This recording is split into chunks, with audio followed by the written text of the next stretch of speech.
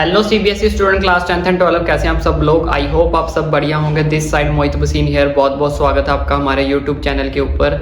और आज मैं बात करने वाला हूँ कंपार्टमेंट वाले बच्चों के लिए, चाहे आप क्लास 10th से हो चाहे क्लास 12 से हो, कि कंपार्टमेंट एग्जाम की तैयारी कैसे करें।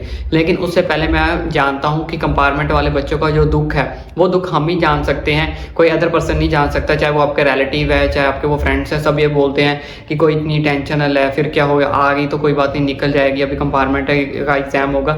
लेकिन वो जो दुख, जो दर्द, वो जो पीड़ा होती है ना हमारे अंदर, आ तो गई ना कंपार्टमेंट से, बट कोई बात नहीं बच्चों, आ गई तो अब आप आ गई। जिंदगी का रूल है, कोई ऊपर जाता है कोई नीचे जाता है, लेकिन हर किसी को पास होने का मौका जरूर मिलता है। और हमें भी आज एक मौका मिला है कि हमारा 30 से 40 दिन बाद कंपार्टमेंट का एग्जाम होना है और उस कंपार्टमेंट एग्जाम को हर हालत में निकालना ही निकालना है। तो आपने डीमोटिवेट कभी भी नहीं होना, चाहे आपका कोई कुछ भी फ्रेंड बोले या कुछ भी ना बोले। हमें अपने लिए पढ़ना है और अपने लिए काम करना है और अपने लिए ही जीना है। तो उसके लिए मैं आपको बताने वाला हूँ कि कंपार्टमेंट एग्जाम की जो तैयारी है वो आपको कैसे करनी है। अगर आप ये पैटर्न को फॉलो करते हो तो डेफिनेटली आपकी कंपार्टमेंट जो है वो क्लियर हो जाएगी। तो इस चीज़ को, इस मेथड को आपको ध्यान से पढ़ें और ध्यान से समझें कि अब मैं जो चीज़ आपको बताने वाला हूँ कि आपको तैयारी, जो एक्चुअल में आपको तैयारी है वो कैसे करनी है। तो कोई भी, अगर आप पहले तो हम बात कर लेते हैं क्लास 10th की चाहे क्लास 12 की, दोनों को मैं पहले बता देता हूँ। चाहे आप क्लास 10th से हो चाहे आप क्लास 12 से हो, तो दोनों के लिए आपको जो सबसे पहली तैयारी करनी है वो आपको क्या करना है, PYQ करनी है, यानी कि previous year, PYQ previous year questions. Previous year question जो है वो आपको क्या है करने हैं, लास्ट 10 ईयर्स के कर लो, लास्ट 10 ईयर के मिनिमम। आपको मैं बता रहा हूँ कि लास्ट 10 ईयर के क्वेश्चन जो है वो आपको करने। अगर आपके पास कोई मार्केट में बुक मिलती है लास्ट 10 ईयर की, वो आप लेनी है तो वो ले सकते हो। अगर वो नहीं लेनी तो लास्ट 10 ईयर के जो पेपर्स है वो आप डाउनलोड कर लो, किसी भी वेबसाइट से आपको इजिली गूगल पे मिल जाएंगे, ठीक है। डाउनलोड आप कर सकते हो, डाउनलोड लास्ट 10 ईयर के, ठीक है। वो चीज़ आपने क्या करनी है, आपने पढ़नी है। कोई भी सब्जेक्ट के हो, चाहे वो इंग्लिश है, मैथ है, अकाउंट्स है, हिस्ट्री है, कोई भी आपका अगर सब्जेक्ट है, ठीक है। लास्ट 10 ईयर के आप डाउनलोड कर लो, वो कर लो। अगर बुक लेनी है लास्ट 10 ईयर की, मार्केट में बुक भी मिल जाती है आपको इजीली, वो आप ले लो। उस चीज़ से अगर आपने वो क्लियर करने तो वो उससे कर सकते हो। लेकिन इस चीज़ में भी एक कंडीशन है। ये कंडीशन क्या है, जब भी आपने लिए लास्ट 10 ईयर के पेपर सॉर्ट करने हैं, चाहे आप क्लास 10th के हो या 12th के हो, आपने कोई भी क्वेश्चन जो है वो स्किप नहीं करना है, ठीक है। No one question skip. आपने एक भी क्वेश्चन को क्या करना है, स्किप नहीं करना है। क्योंकि मुझे पता है बहुत सारे बच्चे ऐसे होते हैं जो बोलते हैं सर मैंने फर्स्ट क्वेश्चन तो कर लिया, सेकंड मुझे समझ नहीं आ रहा, ये बहुत लेंथी है, मुझे नहीं हो रहा। या एक पेपर में मान लो 30 क्वेश्चन होते हैं फॉर एग्जांपल, वो 20-22 ही करेंगे, 8 वैसे ही छोड़ देंगे, सर ये नहीं हो रहा, ये बाद में कर लूँगा, ये कर लूँगा, वो कर लूँगा। तो कभी भी आपने ये गलती नहीं करनी है, नो वन क्वेश्चन स्किप। तो एक भी क्वेश्चन को आपने स्किप नहीं करना है। अगर आप PYQ के ऊपर डिपेंडेंट हो तो मैंने आपको ऑलरेडी बोल दिया, कोई बुक पढ़ने की जरूरत नहीं है, कोई आपको NCERT पढ़ने की जरूरत नहीं है, कोई अदर बुक भी नहीं पढ़नी, कोई सैंपल पेपर भी अगर आपको नहीं पढ़ना ना, बेशक मत पढ़ो, ठीक है। लास्ट 10 ईयर के PYQ कर लो, लेकिन उसकी कंडीशन यही है कि नो वन क्वेश्चन स्किप। आपको एक भी क्वेश्चन पेपर के अंदर छोड़ के नहीं जाना है। चाहे इसको आधा कम याद करके जाओ, पूरा याद करके जाओ, आधा सॉल्व करके जाओ, लेकिन मिस नहीं करके जाना है। क्योंकि आधा भी अगर आप लिखोगे, आधा चलो खुद से बना लो, तो आपको कुछ ना कुछ नंबर मिल जाएंगे। लेकिन अगर आप बिल्कुल ही छोड़ जाओगे, उसके बारे में आप नॉलेज ही नहीं लोगे, तो आपके लिए प्रॉब्लम, दिक्कत जो है वो क्रिएट हो जाएगी, चाहे आप क्लास 10th से हो चाहे आप क्लास 12 से हो। तो ये था वो पैटर्न। अगर आपको लगता है कि मैं प्रीवियस की ओर मुझे नहीं मिल रहे हैं, ठीक है, मैं प्रीवियस की ओर नहीं पढ़ पा रहा हूँ, मुझे दिक्कत आ रही है, परेशानी आ रही है, या कहीं से नहीं मिल रहे हैं, डाउनलोड भी नहीं हो रहे, चलो जो भी मेजर इशू अगर आपको लगता है कि मैं ये नहीं कर सकता, वो अपनी NCERT को पढ़ लो। NCERT को वो क्या कर सकते हैं, फिर वो प्रेफर कर सकते हैं NCERT प्लस अपने साथ आप पढ़ लो सैंपल पेपर। कोई भी एक सैंपल पेपर पिक कर लो, ठीक है। सैंपल पेपर आपने पिक कर लेना, प्लस अपनी NCERT कर लेनी है, और ज़्यादा कॉन्सेंट्रेट अपने सैंपल पेपर पे करना, ठीक है। जितने ज़्यादा सैंपल पेपर भी सेम कंडीशन पे रखनी है, no one question skip, no one question skip. कि सैंपल पेपर के अंदर भी आपने क्वेश्चन को है स्किप नहीं करना है, लेकिन NCERT को भी साथ में फिर करना पड़ेगा। सैंपल पेपर प्लस NCERT दो चीज़ों को आपको क्या करना है, कंबाइन करके करना पड़ेगा।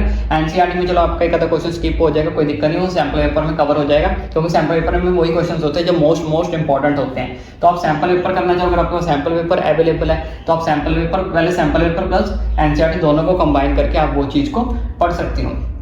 अब तो जिन बच्चों को सिर्फ पास होना है, मैं वो चीज़ बता रहा हूँ कि सिर्फ कंपार्टमेंट का एग्जाम निकालना है, ठीक है। वो चीज़ तो मैं हमेशा पहले फर्स्ट डे से या अभी भी मैं यही प्रेफर करूँगा कि आप PYQ कर लो, आपका पेपर आराम से क्लियर हो जाएगा, बड़ी आराम से क्लियर होगा। अगर 80 मार्क्स का पेपर है ना, तो आपके 35 प्लस आएंगे, ठीक है। अगर अच्छे से मेहनत करके जाओगे तो 45 प्लस भी जा सकते हैं। ये मैं बोल रहा हूँ कि अगर इतने आराम से आपके आ जाएंगे, ठीक है, लेकिन पूरा ईच एंड एवरी क्वेश्चन अगर आप रट के जाओगे, अच्छे से तैयारी करके जाओगे तो 45 प्लस आपके आराम से आ जाएंगे, चाहे क्लास 10th के हो चाहे क्लास 12th के हो, ठीक है। जिन बच्चों ने सिर्फ कंपार्टमेंट का एग्जाम निकालना है, अब जिन बच्चों को लगता है कि मैं कंपार्टमेंट एग्जाम तो निकालना है लेकिन मुझे अपनी परसेंटेज को भी बढ़ाना है, ठीक है, अगर आपने परसेंटेज को भी बढ़ाना है तो आपको क्या करना है, फिर ये तीनों चीज़ें करनी पड़ेंगी।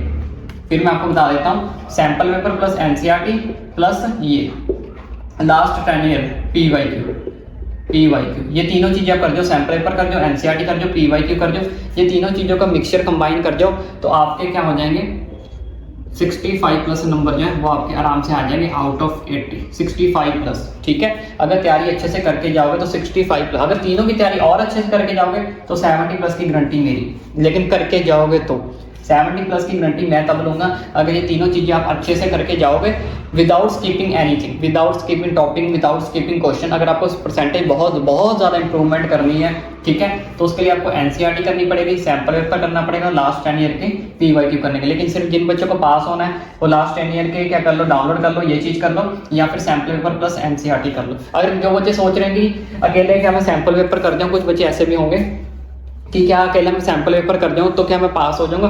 देखो बच्चों, फिर सैम्पल पेपर करने के लिए रिस्क रहेगा, मैं दोबारा अकेले बता रहा हूँ, क्योंकि सैम्पल पेपर हर कंपनी का सैम्पल पेपर अलग अलग प्रिडिक्ट करता है कि ओसवाल जैसे आता है, मैं एग्जाम्पल ले लेता हूँ, ओसवाल के अलग प्रिडिक्ट होते हैं, हरियाणा कुछ क्वेश्चन मैच करते हैं लेकिन कुछ क्वेश्चन जो है वो मैच नहीं करते। तो इसके लिए मैं कहूँगा आप रिस्क ना ही लो, अगर आप करते जाओगे तो मैं कहूँगा आपको 30% चांसेस, 30% आपके चांसेस है, यानी कि आप कह लो कि 30-32 नंबर आने के चांसेस है। मैं ये नहीं, बढ़ भी सकते हैं, मैं सिर्फ ये प्रेडिक्ट कर रहा हूँ, इसमें कोई श्योरिटी के साथ नहीं कह सकता, ठीक है।